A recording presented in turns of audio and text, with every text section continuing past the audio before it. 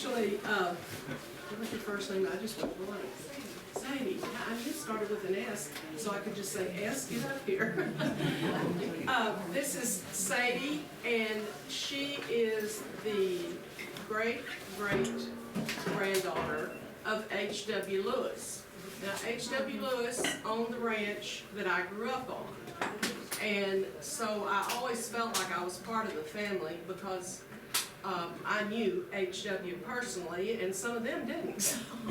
But anyway, I wanted one of his descendants to do the unveiling of this rock. I found this rock when I was 6th or 7th grade, and for those of you that haven't heard it, it's a quick story.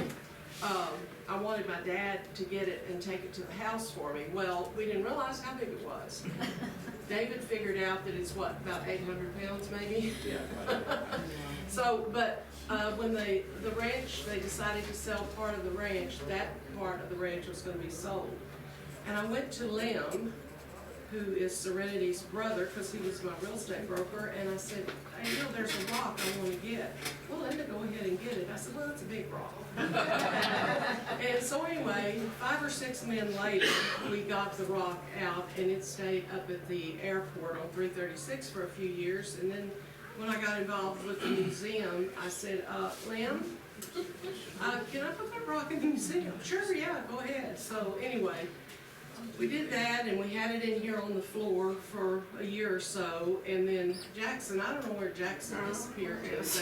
Anyway, he's back here. I can hear his voice. Anyway, we decided we needed to build a frame to put it on and get it up off the floor. So he built the frame. He also built this display, which is made from wood that was at John Lakey's sawmill, we think, in 1880.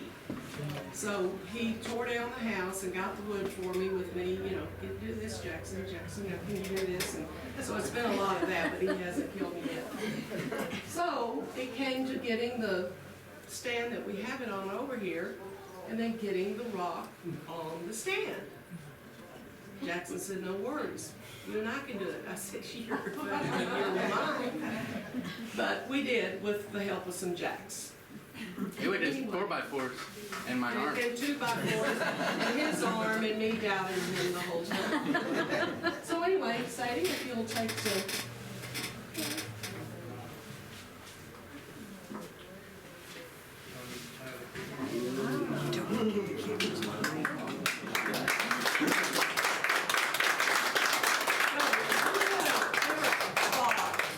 That 8,000 years ago, more or less, somebody was sitting out there doing that, and that their artwork would be here today.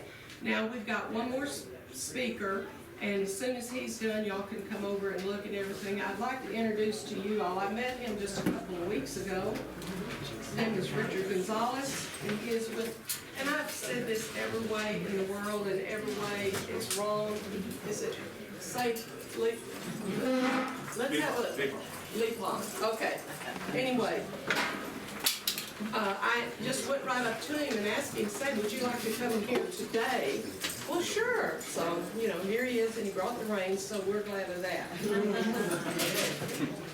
And he has kind of reestablished and worked with, he's chairman of the Lepon Apache Band of Texas out of Bracketville. He currently lives in Bracketville. He retired from the San Jose Police Department after working there for 31 years, so everybody better mind their manners. He also is a Vietnam veteran. Thank you for your service. And served with the 101st Airborne. His family has had a documented presence since before Spanish colonization. Wow. And so we're very proud to have him here. And also, David Callum is wandering around somewhere outside. He's the archaeologist with Texas Borderland Archaeology. If you have any points or just want to talk to him about it, stop him and talk to him, because he decided to do that rather than try to set up with all the running. And I introduced Richard.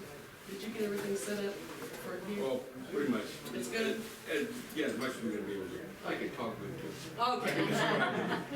Thank you very much, and we were hoping that this would actually work, but, and we have